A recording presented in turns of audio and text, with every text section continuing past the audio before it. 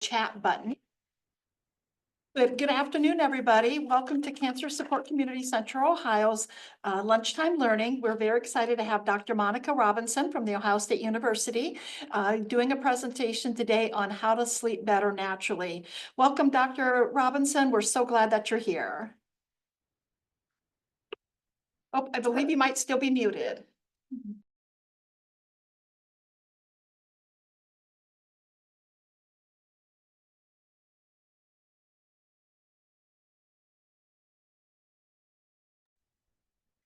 How many people are in person? We have three in the community room. Oh, good. I see them. Okay. Welcome. I'm fine. As people want to interrupt me as I go, I'm a pretty casual presenter. So I want to talk just about how to address sleep naturally. I want to give you some context. I've been teaching about sleep for well over 10 years. I'm particularly interested in sleep and those who are in recovery from addiction. Excuse me. Everything I share with you is based on scientific evidence. So it's not my opinion. I'm a researcher, so everything I say does have research basis. Even if you don't agree, that's okay.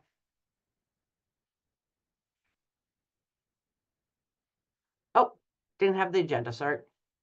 So this is a participation piece. Um, So, our kryptonite, what takes our energy away, our Achilles heel is a poor night's sleep.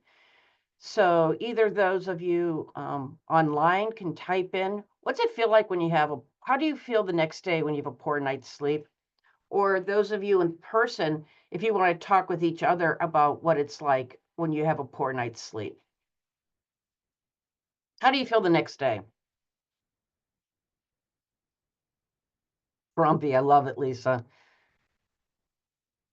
I hear it. Like, my students don't want to be around me when I don't sleep well.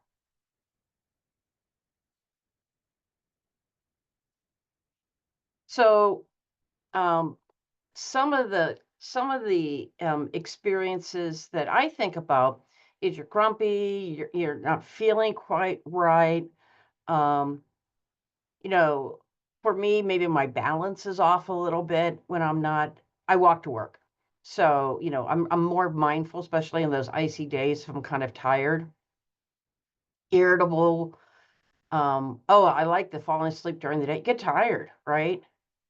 Uh, the other thing I think about is I don't make good choices when I'm tired. And I feel like I don't and I feel like for me, I don't feel like I do my best work. So I can't straight up, I can't grade because I'm not a person that just gives a number. I give lots of feedback, and I'm not a person that can grade when I'm tired because I'm not gonna do it right. Now let's think about the other side of that coin. Your superpower is a good night's sleep. So how do you feel? How's it different when you have a good night's sleep?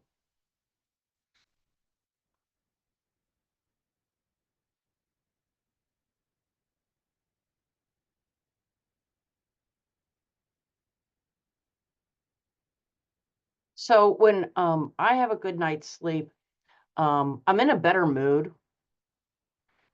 Um, you can definitely accomplish more, get stuff done. Um, I feel like I can really I can take on those things I don't want to take on, maybe like those harder things or things that are going to take a little bit more time. I feel like I can do it. Um, and I just I feel more positive. And it's almost the opposite of some things that you shared in the chat of, you're not irritable. Um, you're not agitated. You are more productive. There's a lot of positive things that occur when you have a good night's sleep.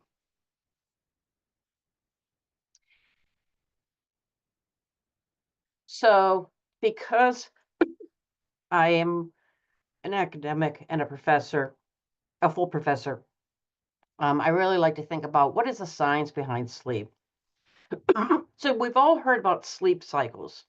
You have several sleep cycles during the night. And in a sleep cycle, in one sleep cycle, there are four stages of sleep in that sleep cycle. Not each sleep cycle is the same length, and it's not the same length each time that you have one either. A normal sleep cycle takes about 90 minutes. As we get older, we hang out in that lighter sleep, that green area. Um, Not necessarily, but in general, you're going to see as an older adult, you may not hit that deep REM sleep as deeply. So this is my last slide on science as it relates to sleep. So that stage one is when you first start falling asleep, and that's about, oh, and actually I have a few more slides. That's about 1 to 7 minutes. Stage two is about 10 to 25 minutes. Stage three is 20 to 40 minutes. This is all non-REM. And then the last is REM sleep. So you can dream during all stages of sleep. That's something to recognize. The first stage is when you just fall asleep. That stage really only lasts about 1 to 7 minutes. That's once you fall asleep. If you lay there for an hour trying to fall asleep, that doesn't count. The second stage is where your body really starts to relax. Your heart rate slows, your body temperature drops a little bit, and your body is your breathing gets a little bit slower. This is when the body's really falling asleep in a really nice way, and it's about 10 to 25 minutes for the first round.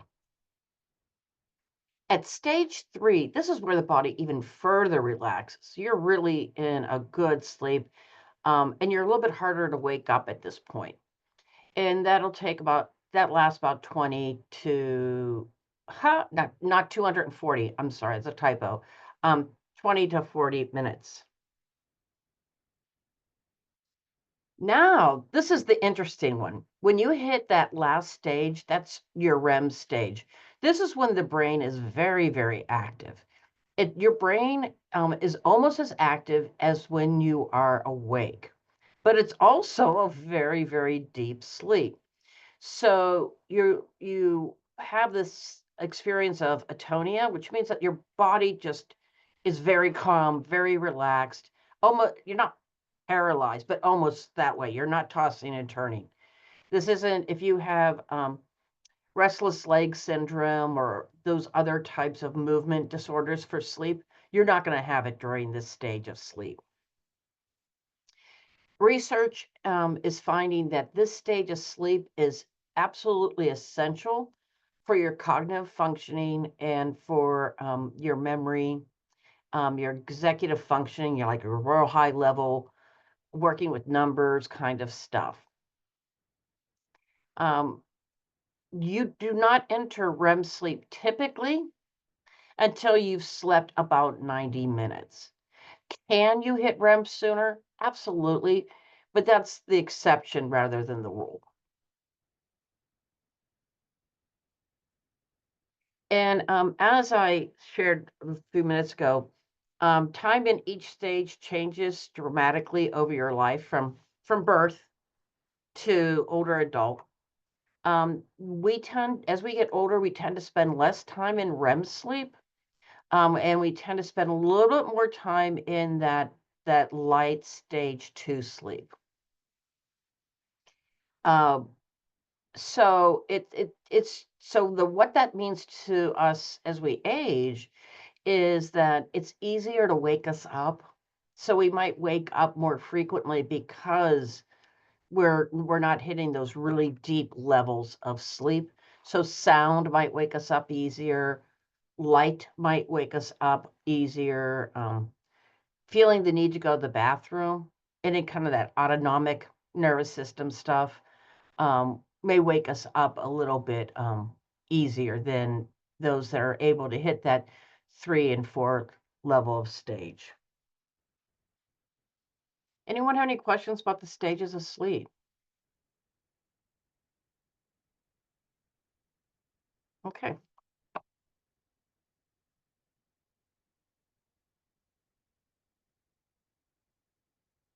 I'm going to go on to the next. So I've placed in the chat what's called a sleep hygiene index. I'm going to pop it in there again in case people came after I did that.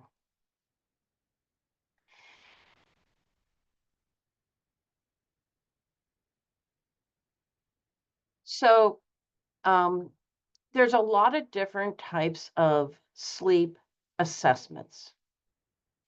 Um, I use the sleep hygiene index. The reason I use that with my clients, particularly those that I'm working with in addiction. It's easy to understand, it's straightforward, it's not complicated math to figure out your sleep, and it's been found to be efficacious. The most common and most popular sleep index is called the Pittsburgh Sleep Index. You might have heard of that. If you express concern about sleep, your doctor might do that test with you. But I'm going to go over the sleep hygiene index, and the reason I'm going to go over this with you, you can score yourselves. But what I want you to think about is, I want you to think about this scoring. I've never known anyone that got a 13. So straight up, I've never known anyone to get a 13. Close, but not quite. 65 is a very high score, and you should talk to your primary care physician if you have a high score like that. This is how the scoring goes. And it's very subjective. If you never have this problem, you score 1, rarely 2, sometimes 3, frequently 4, and always is a 5. So I want you to pay attention to how you score. And what I do with my clients as I go through the solutions for these, and what I do with my clients is I give them 2 options. I suggest they either tackle one of those that are sometimes, because sometimes, like, it doesn't happen all the time, so it might be easier to tackle. Then, sometimes when a client really wants to work on their sleep, I'll say, great, let's do a big, hairy, audacious goal and pick one of the items that you have a 5, and let's just really focus just on that one item. My thought about sleep is that you're not going to fix all of it, but how can you fix some of it? Dr. So, Monica, yes. index in the chat one more time. I wasn't able to access it through this computer, but I pulled up my own, and that way I could share that with the people in the room. Fantastic. Thank you for asking. I assume that you received it.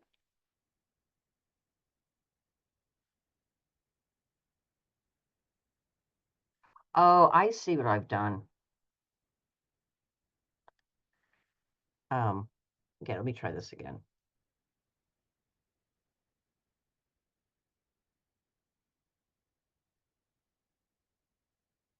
For those of you who are online, I was sending it only to the meeting room, and now I just send it to the entire chat. So you should be able to pull that up. Hand it out to your friends like coffee clutch. So I'm gonna go over the list. I'm gonna use um give me a second here. Sorry.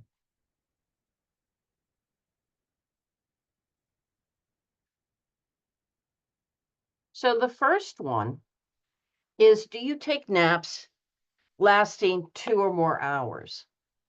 So I'm even gonna say, do you take naps that, are longer or up to an hour or longer?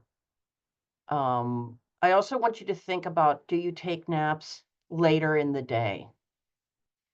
Um, so you can go ahead and score yourself on that.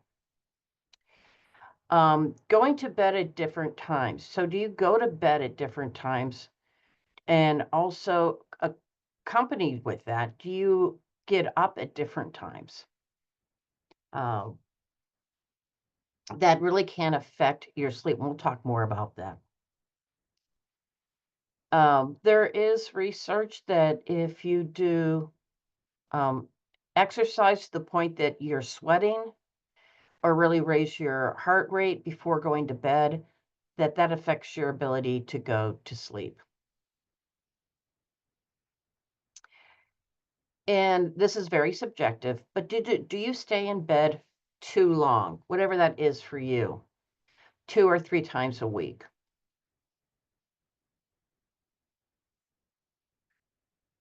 Another topic is alcohol, tobacco, and caffeine. Um, do you have do you have that within 4 hours of going to bed?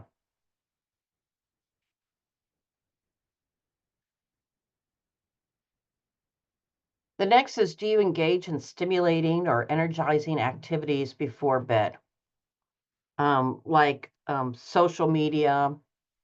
Um, for me, it was checking my email before going to bed, because then in my head, I was like, oh my gosh, I have 3 emails from students.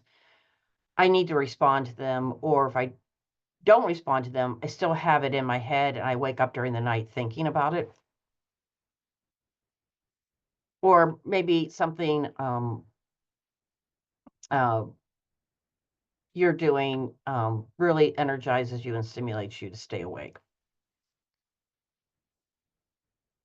Um, do you go to bed feeling stressed, angry, upset, or nervous? So on any of those, you, as you can assume, leads to that perpetual loop of thinking during the night. Do you use your bed for more than sleep or sex? Now, um, I'll let you know, like my graduate students, they always score this very poorly. But they share rooms with people and they do everything in their bedroom. Is your bed comfortable? Or put it this way, is your bed uncomfortable? Or do you feel that your bed is uncomfortable? The second thing associated with that is your room uncomfortable? Is it too bright, too hot, too cold, too noisy?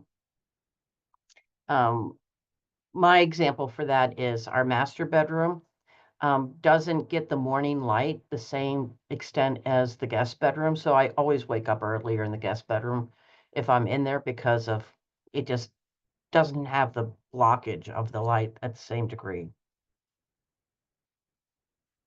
Doing important things before you're going to bed. So are you paying bills? Are you doing things that are important that would stimulate your brain before going to bed? And the last one is, have you or think or worry excessively before going to bed?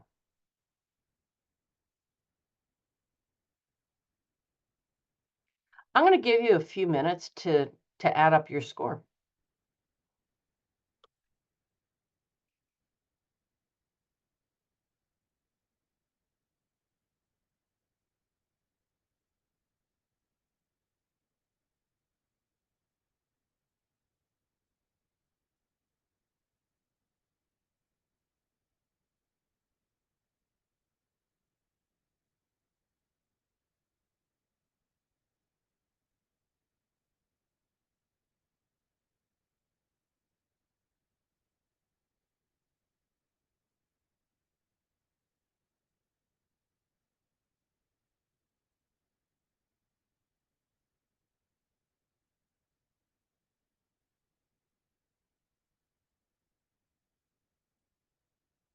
unmute. Okay, we're unmuted. On the one that's, you get out of bed or go to bed at different times, is that like maybe within an hour? Is that Yeah, acceptable? yeah, I would say that's reasonable. Okay, So, um, what kind of, does anyone want to share their score? 17. Oh my God, who said that? Me, Winnie. Oh my, oh, well, why are you here? Well, because I have I mean, I feel like I get enough sleep, but I think because I tire so easily now because of the medication I'm on, Oh, right. I go to bed and my family, my son especially has trouble with this. But man, at 6:30, I'm probably in my nightgown, ready to sit down, and I sit down in my chair. And Mm-hmm. I do, now, this is what I don't know if is acceptable. I do sleep a lot in my chair, only because I've had surgery on my hip because of the cancer. And it's very painful. And I slept on my side for 70 some years. Yeah, It's happened, and all of a sudden I've got to sleep on my back. Well, if I go to bed, I don't sleep well because I will just automatically roll over. And I just learned to sleep in my that's fine. lift chair, which is extremely comfortable. It's a good chair. It gives me a lot of support. I don't wake up with a backache. I stay on my back instead of rolling over on my side. So, but I still take my naps, and they're 2-hour naps or Well, that's long. thinking about that, you have to also be in context of health. So my sister has pretty advanced lupus. So she has to nap. So I think that's perfectly fine. Karen's got 17. Mhm. Marty, 23. Wow. Um, I've achieved 23. That was a journey for me. Um, and let's see. Nancy just shared that she has 23 as well. Oh my God, that's amazing. And Katie, what did you? Jane has 29. Um, Lisa has 37. These are all pretty good scores. You, Mine you was guys, you guys, maybe you can teach me some things. So I'm going to give you some context. I ran this group weekly um, at a detox unit, and I felt abundantly guilty every single week because I did many of these things, and you know, I was being a hypocrite, right? So I really mindfully worked on my sleep hygiene, so I would no longer be a hypocrite, and it really has helped me um, tremendously.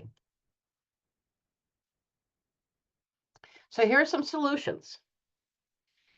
Um, think about where you're sleeping. So you shared how you have you're sleeping in a great recliner that's very comfortable for you. Fine, right? That's fine. But invest in bedding that's comfortable for you. Um, it can be, again, a bed can be an investment. I did break down a few years ago and buy a Weston bed mattress, and I will say that I do sleep much better on a better mattress. But that's whatever bedding's for you. Blocking out light. So I'm going to give a caveat here with blocking out light. Remember, that includes TVs on all night. So when you have a TV on all night, you're getting light that's suppressing your natural melatonin, and actually it's releasing histamine that is a waking thing. And the supernuclear chiasmatic nuclei is behind the optic nerve in the eye. So it sits right behind the optic nerve. And when it's dark, melatonin's released. And when there's a light stimulus, histamine's released and melatonin's turned off.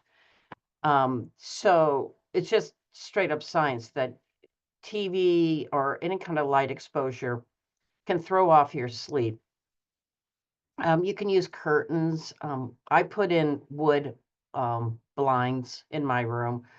I have just adopted a sleep mask routine.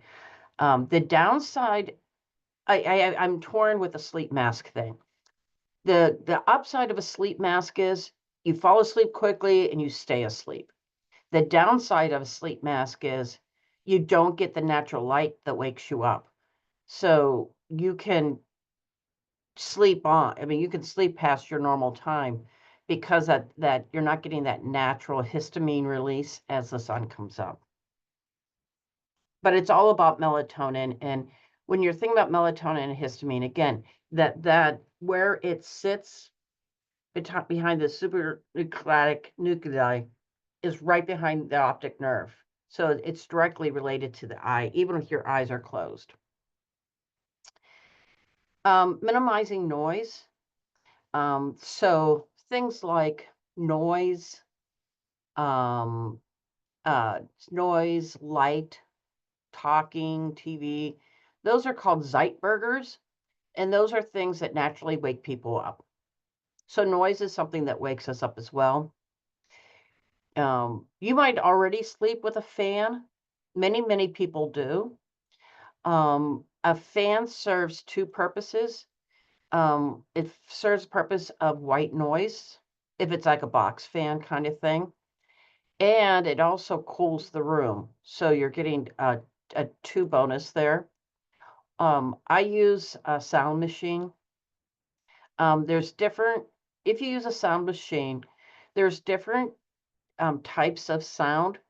So you can have white noise, which is a little shriller. I'm not a big fan of white noise.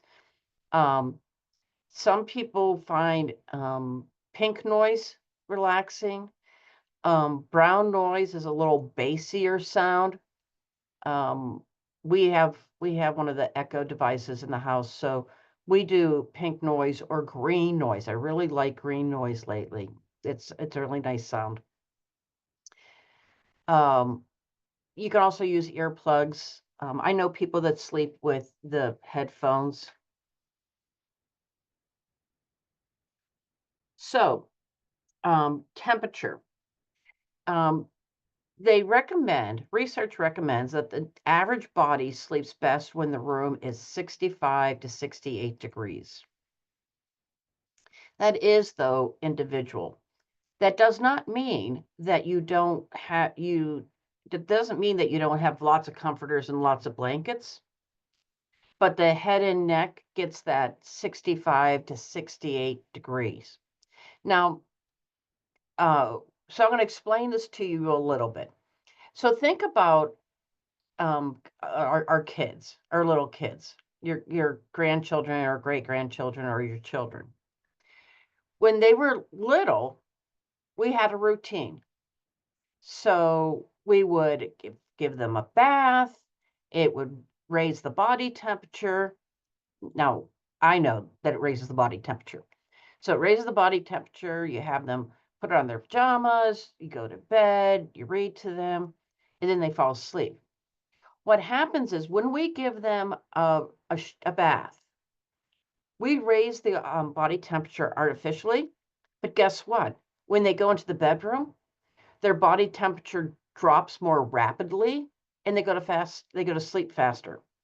So it's the same thing for you, that if you would take a shower or a bath before going to bed, it would artificially raise your body temperature. And then when you go to bed, it cools more quickly and you can fall asleep a little bit faster.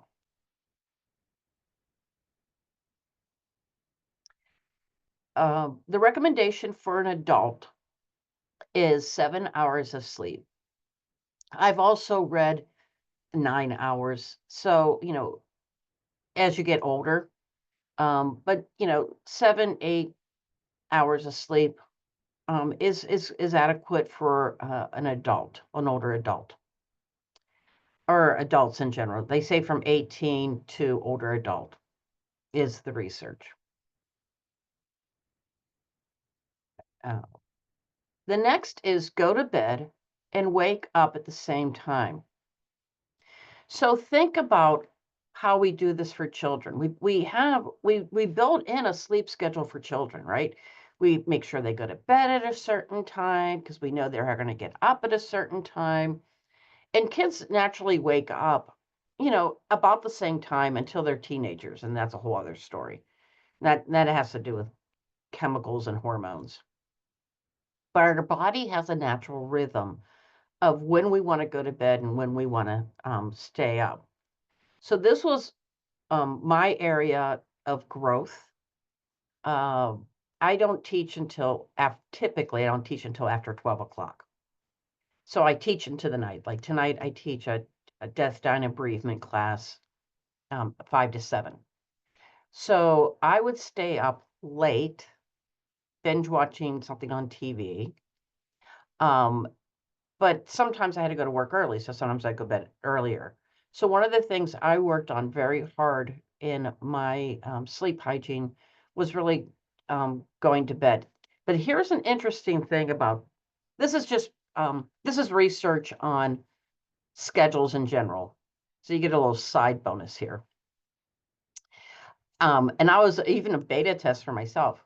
If I said, oh, I want to go to bed sometime between 11 and 12:30. Inevitably, I went to bed at 12:30 or 1.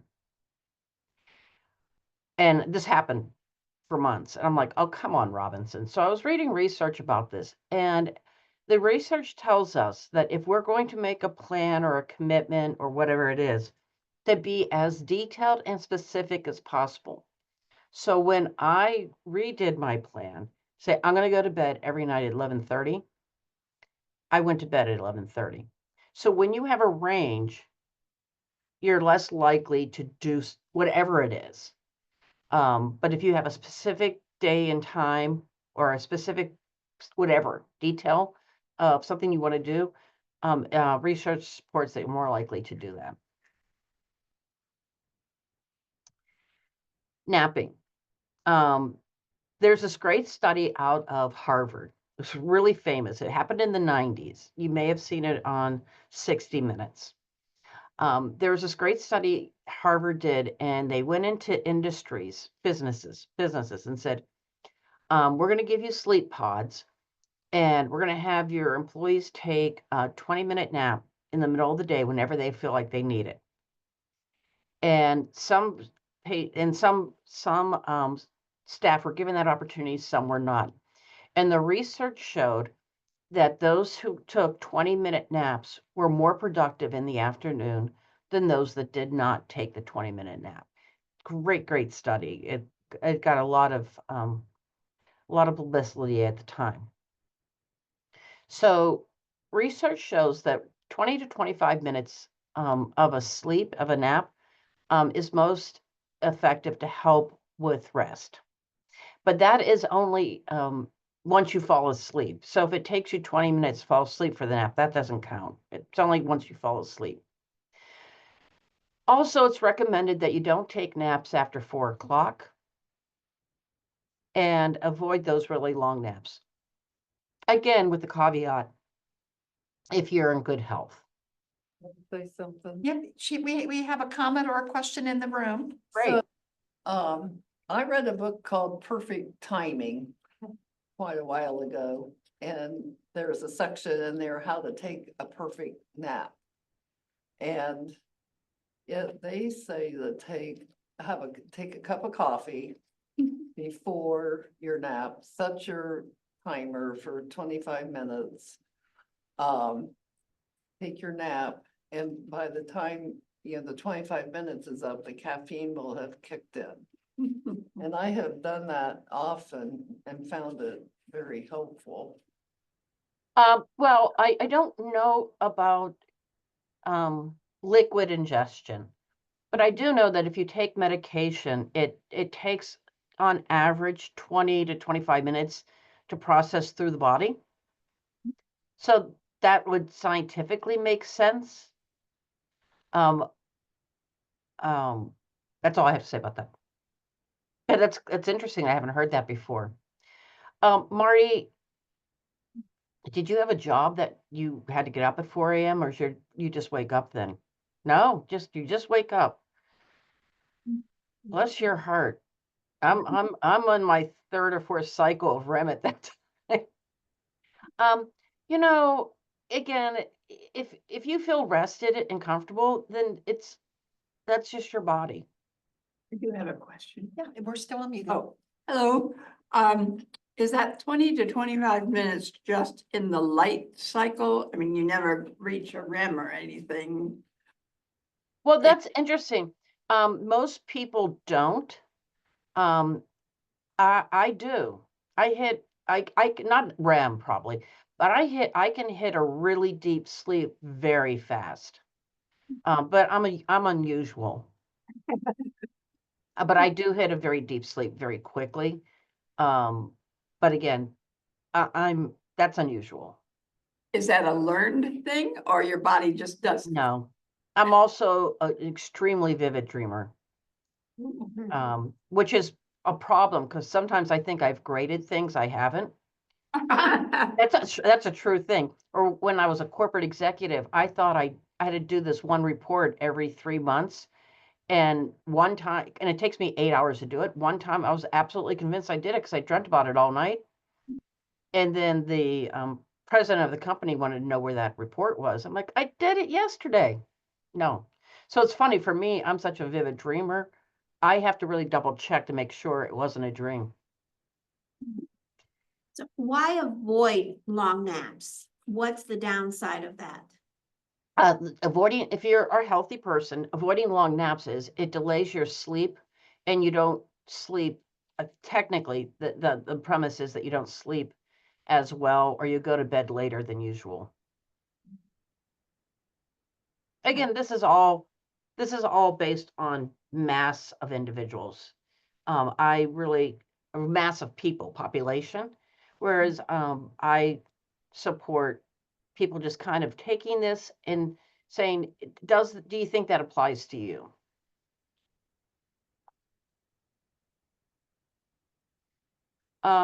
Relax for about 30 minutes before bed. And there's another way of saying this. You could also say, have a routine before going to bed. So think about, again, I'm going to go back to the kids that we're trying to teach good sleep hygiene. We give them a bath, we have them brush their teeth, we have them put on their pajamas, we put them to bed, reread them something, and that's probably all about a half hour, right? So we're setting up a routine that's telling the body it's time to relax. Um, so I do and I don't relax before bed. I may watch something on TV that's relaxing to me, but then I do a little bit of a routine before I go to bed. And one thing I have adopted is really doing deep breathing. So I'll do some deep breathing exercises once I get into bed, and that has really found to help me. That's what works for me. I have another friend who does, she's in her 70s and she does stretches. She just stretches before she goes to bed and it just kind of centers her. So it might be for someone else just reading. But I wouldn't read something that's, you know, something that's very suspenseful. So your devices. Try to disconnect from your devices before you go to bed. Um, try not to look at your tablet, your smartphone. Just try to cut that out as best as you can. One thing is, I'm sure you've heard that these electronic devices have that blue light that is stimulating, and it can reduce the release of melatonin. So some people say put your devices in another room. I don't do that, but I make sure my device doesn't have a light on or the blue light on that's going to stimulate. me in any way. And if I do, I think I have one tablet that does have a blue light all the time. I just put it below the height of my bed so I don't see it.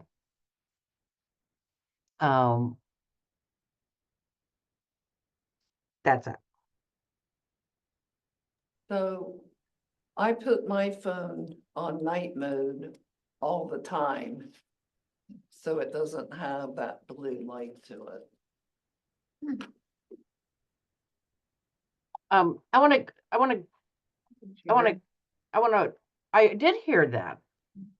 I turn off my phone. I turn off my sound on my phone before I go to bed. That's me. So I don't have anyone that I'm responsible for.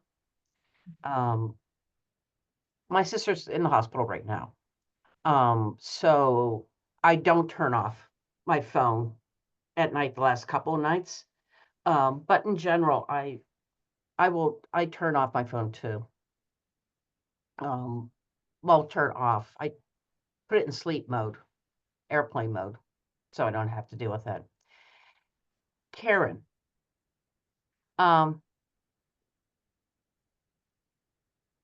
so I just want to share with you, Karen, I don't want to be worried about you getting dehydration. So that's the Karen shared that she cuts off her liquids before going to bed about 6 hours before. 6 hours before restroom needs. So I had an aunt. She was older. She was an older adult, and I was working with her on urinary incontinence. And one of the things she said to me, which I visited her every year, I had no idea that I never noticed that she never took in any liquids after lunch. And she didn't hydrate from lunch until morning because she had pretty severe rheumatoid arthritis. It was extremely hard for her to get up at night to go to the bathroom. So that was her solution. But unfortunately, she was also dehydrated. So my thoughts around hydration and sleep, getting up at night, pain and problem, and depending how stiff or uncomfortable you feel, and you meaning everyone that's on the phone or on the Zoom. But I'm very, very concerned about dehydration. That's why my sister's in the hospital right now. I'm critically concerned about dehydration, especially as people age. So hydration is critical for overall health. That's all I have to say about that. But whatever works for anyone's individually, it's great. But always be mindful of hydration. This slide speaks to if you can't fall asleep, just get up. And get up and do something quiet. You could read something that's not that particularly interesting. You could do some relaxation, guided meditation. I'm going to talk about apps towards the end here. Um, the solution of getting up and watching TV probably isn't the best thing. But you have the idea that laying in bed and waiting for sleep to come, research says if you do it for more than 20 minutes, you're less likely to fall asleep. You should get up and then try to go back to bed after about 20, 30 minutes.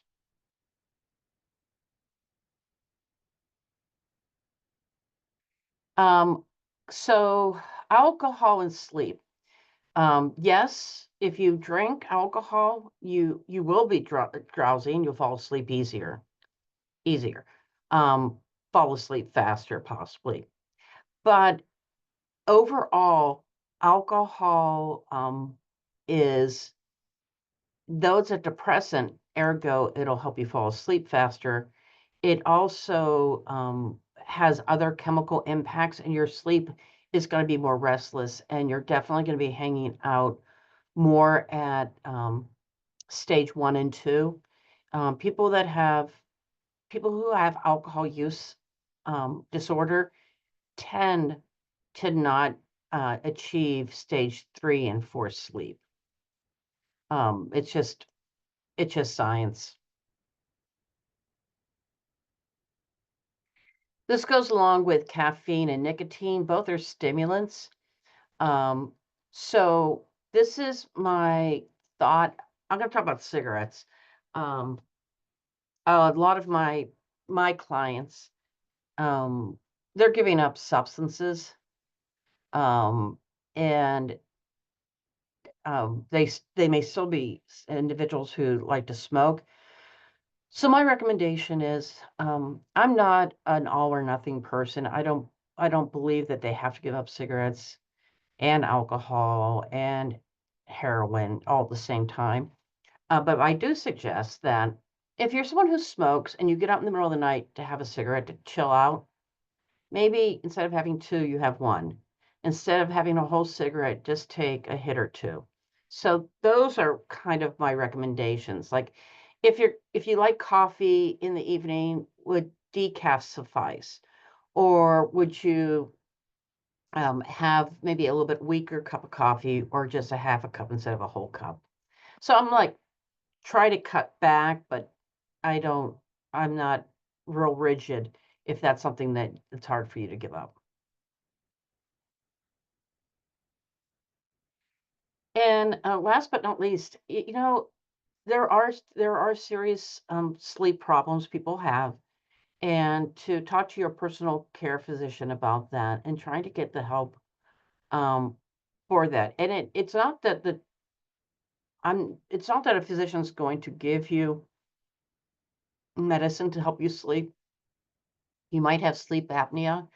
I had a student who was 23, and he said and he was a thin guy. So usually you think sleep apnea is with weight. It wasn't with him. He's used uh, BiPAP at night since he was 18, he said. So, or he had a BiPAP. Most people have CPAPs, but he had a BiPAP. So recognize that people do have sleep disorders that can be addressed. Especially if someone recommends that you need to have a CPAP at night, though uncomfortable and weird to get used to, it really, really helps mood and mental health, in addition to physical health. Also, a doctor just might recommend melatonin um, in or CBD in lieu of a prescription. There is a plethora of sleep apps. There's a plethora of breathing apps. I really like guided relaxation applications or guided breathing applications.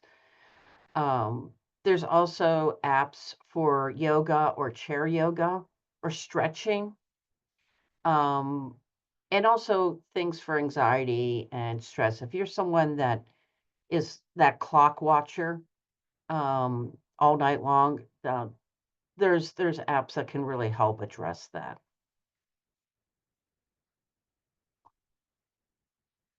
My final takeaway is use a sleep index to guide you in making small changes.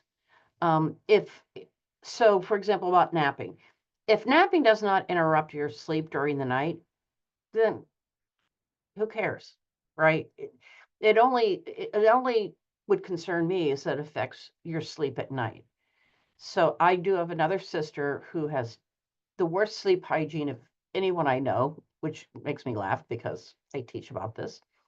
But she like naps whenever she wants, but then she's also up all night on her phone sending us all um, reels and pictures and articles way into the night or early in the morning. So she's just a poster child of just naps don't work in context of her sleep at night because she just has reverse sleep and wake.